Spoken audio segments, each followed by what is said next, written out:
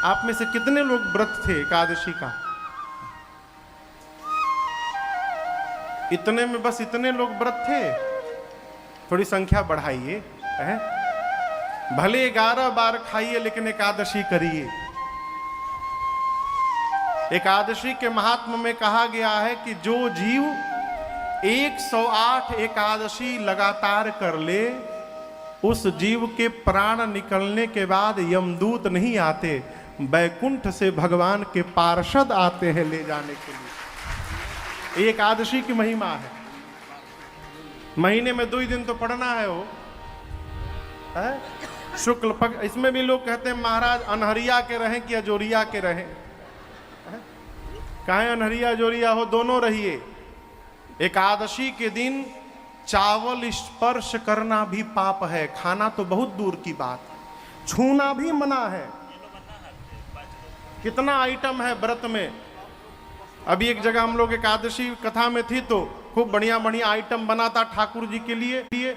एक लोग आए तो कहें भैया कि, अब वो कहेंगे महाराज हम व्रत का खाना नहीं खाते। हम लोग भैया खाइए तो पहले, प्रसाद है। और जब वो एकादशी का आइटम देखे बोले महाराज इतना बढ़िया बढ़िया भोजन मिलेगा तो हम रोज एकादशी रह जाएंगे। आज के कौन गिन रहा है? एकादशी रहिए। एकादशी की बड़ी महिमा है।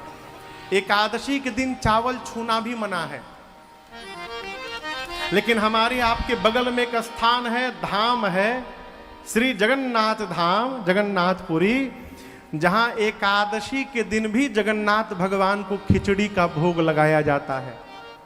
पूरे धरती पर एक इकलौता स्थान है। जानते हैं क्यों? भगत के कारण। इसी चौपाई पर ये प्रसंग है पूरा। भगत प्रेम बस सगुन सो होई।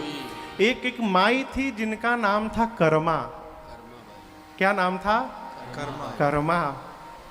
एक दिन दोपहर में मंदिर में गई कर्मा माई, तो स्वयं बेचारी के पास कुछ था नहीं, मांग मांग के खाती थी। दोपहर में गई जगन्नाथ भगवान के मंदिर में, देखी पुजारी जी भोग लगा रहे हैं। तो मां ने सोचा बताओ भगवान को सवेरे से भूखा रखे पुजारी जी, दोपहर में भोग लगा रहे हैं। तो कर्मा माई ने ठाकुर जी से कहा कि प्रभु अब ऐसा 56 भोग तो हमारे पास नहीं है, आप सुबह से खाली पेट हैं, एक काम करिए रूखा सूखा जो होगा मैं बना दिया करूंगी, सवेरे सवेरे मेरे घर आ जाइए। बोल कर गई तो उनको विश्वास था कि भगवान आएंगे। सवेरे उठी, न नहाई, न मुंह धोई, न चौका बर्तन साफ की, न चूल्हा साफ की, उसी तरह बर्तन में खिचड़ी बनाने लगी। खिचड़ी बना के जैसे कर्मा ने रखा, एक 8 साल का बालक दरवाजे पर आया और कहा माँ जल्दी से खिला दे, भूख लगी है मुझे। कन्हैया आए और कर्मा मैया ने उनको खिचड़ी खिलाया।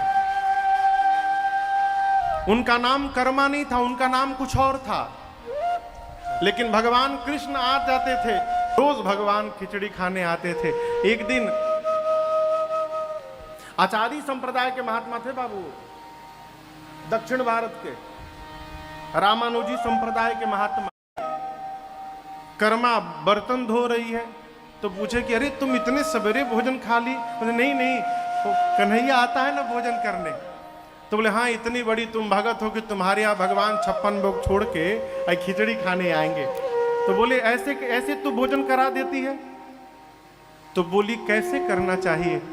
बोले तुम नहाई हो, पहले खुद स्नान करो, स्नान करने के बाद चौका बर्तन साफ करो, शुचिता लाओ, साफ आंगन साफ करो, स्नान करो, उसके बाद पवित्रता पूर्वक प्रणाम करके भोजन बनाओ, तब भगवान को भोग लगाओ। अब अगले दिन टाइम से भगवान आए तो देखे कर्मा जी अभी झाड़ू लगा रही हैं। फिर भगवान चले गए, चलो आधे घंटे बाद आऊंगा, अभी देरी है। फिर आधे घंटा बाद पहुंचे तो देखिए स्नान करके आई हैं, फिर चले गए। ऐसे 4-5 बार भगवान आए गए, अंत में आए तो खिचड़ी बनी मिली। जल्दी जल्दी भगवान गरम गरम खिचड़ी खा रहे थे, तब तक मंदिर में भोग लगने का टाइम हो गया। और जब वहां भोग की घंटी बजी तो भगवान छोड़ के अब भागे मंदिर में। पुजारी जी जब मंदिर का पट खोले भोग लगाने के लिए तो तो देखते हैं जगन्नाथ भगवान के मुख में और उनके दाहिने हाथ में खिचड़ी लगा हुआ है विग्रह में। पुजारी जी बोले, प्रभु ये 56 भोग छोड़ के कहां कहां घूम के ही पा रहे हैं खिचड़ी। ठाकुर जी ने कहा कि मैं कर्मा बाई के यहां भोजन करने जाता हूं, और उस महात्मा से बोलो कि जाकर जो ज्ञान उपदेश दिया है उस ज्ञान उपदेश को वापस ले पहले मेरी माई से। सारा नियम बिगाड़ दिया मेरा। वो जैसे भोग लगाती है वही उसकी असली विधि है। पुजारी जी को, उन संत को बुलाया गया। पुजारियों ने कहा ठाकुर जी की आज्ञा है, आपने जाकर क्यों कहा कर्मा बाई से? जाकर उनसे वापस कहिए कि जैसे भोग लगाती थी वैसे भोग लगाएं। महात्मा गए कर्मा बाई के पास, जाकर बोले, देखो कर्मा, तुम एक काम करो, तुम जैसे लगाती थी तुम वैसे ही लगाया करो। कर्मा बाई बहुत प्रसन्न हुई, बोली आपने बड़ी समस्या समाप्त कर दी। आज मेरे कन्हैया को विलंब हो गया, कल से टाइम से भोग लगाऊंगी। एक काम करिए, आज भी आप भी बैठ जाइए, यहीं रुकिए, कल सुबह कन्हैया के साथ भोजन करिएगा। महात्मा ने कहा, कर्मा अभी तुम्हारी जैसी पात्रता मेरी नहीं हुई है।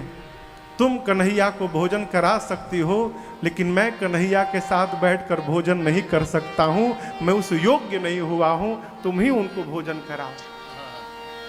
और जब तक मां कर्मा जीवित रही तब तक भगवान कन्हैया कृष्ण जगन्नाथ उनके यहां भोजन करते रहे। आज भी जब जगन्नाथ भगवान को भोग लगता है तो सबसे पहले खिचड़ी जाती है और कहा जाता है, प्रभु ये कर्मा बाई की खिचड़ी आपको भोग में लाया गया है, इसको भोग पाइए ना। आज भी वही खिचड़ी का भोग लगता है।